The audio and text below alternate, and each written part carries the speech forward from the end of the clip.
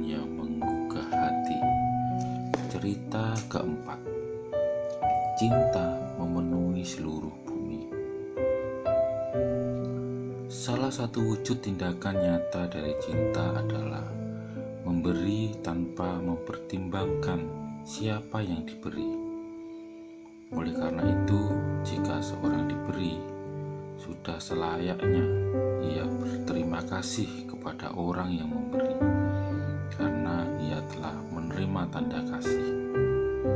Demikian halnya kita harus berterima kasih kepada Tuhan, karena Dia telah memberikan matahari dan hujan kepada semua orang, tidak memandang apakah orang itu baik atau jahat. Pemberian tanpa pamrih, tidak mengharapkan balasan, itulah yang seharusnya kita teladani. Lebih dari yang kita pikirkan, Yesus telah mengatakan kasih-Nya kepada kita dengan memberikan nyawanya untuk kita, manusia berdosa. Untuk itulah kita harus berterima kasih kepada Tuhan Yesus melalui hidup kita. Banyak kesaksian atau kisah yang menceritakan kasih tanpa pamrih yang kita lihat atau dengar. Saya pernah membaca kisah tentang kasih tanpa pamrih yang membuat saya meneteskan air mata. Saya akan membagikannya kepada Anda. Ada seorang anak lelaki miskin yang hidup dari berjualan asongan dari pintu ke pintu. Suatu hari ia hanya menemukan beberapa sen uang di kantongnya. Ia sangat lapar. Anak itu memutuskan untuk meminta makanan dari rumah berikutnya yang akan ia datangi. Akan tetapi ia kehilangan keberanian saat seorang wanita muda membuka pintu rumah. Anak itu tidak jadi minta makanan, ia hanya berani meminta segelas air. Wanita muda tersebut melihat dan berpikir bahwa anak itu pasti lapar. Oleh karena itu, ia membawakan segelas besar susu. Anak itu meminumnya perlahan-lahan dan kemudian bertanya, "Berapa yang harus saya bayar untuk segelas besar susu ini?"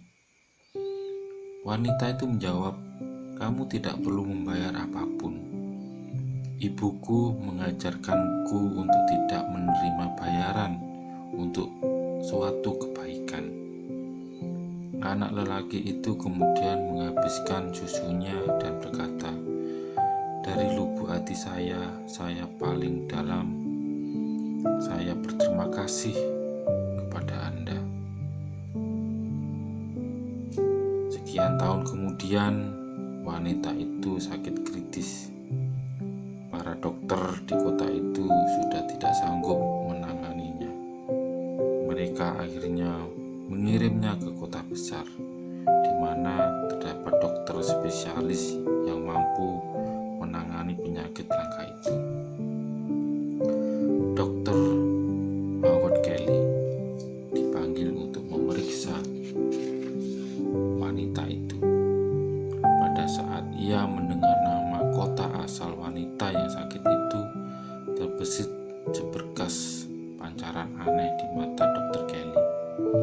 Segera ia bangkit dan bergegas turun melalui hal rumah sakit menuju kamar pasien. Dan dengan berpakaian dokter, ia menemui wanita itu. Ia langsung mengenalinya pada sekali pandang. Ia kemudian kembali ke ruang konsultasi dan memutuskan untuk melakukan upaya terbaik demi menyelamatkan nyawa wanita itu. Setelah melalui perjuangan yang panjang, akhirnya kemenangan pun diraih. Wanita itu sembuh. Dr. Kelly meminta bagian keuangan rumah sakit mengirimkan seluruh tagihan biaya pengobatan kepadanya untuk persetujuan. Dr. Kelly melihatnya dan menuliskan sesuatu di pojok atas lembar tagihan. dan kemudian mengirimkannya ke kamar pasien. Wanita itu takut untuk membuka tagihan tersebut. Ia sangat yakin bahwa ia tidak akan mampu membayarnya, walaupun harus dicicil seumur hidupnya. Akhirnya ia memberanikan diri untuk membaca tagihan tersebut, dan ada sesuatu yang menarik perhatiannya di pojok atas lembar tagihan tersebut. Ia membaca tulisan yang berbunyi, "Telah dibayar lunas dengan segelas besar susu, tertanda Dr. Howard Kelly." Air mata kebahagiaan membanjiri matanya.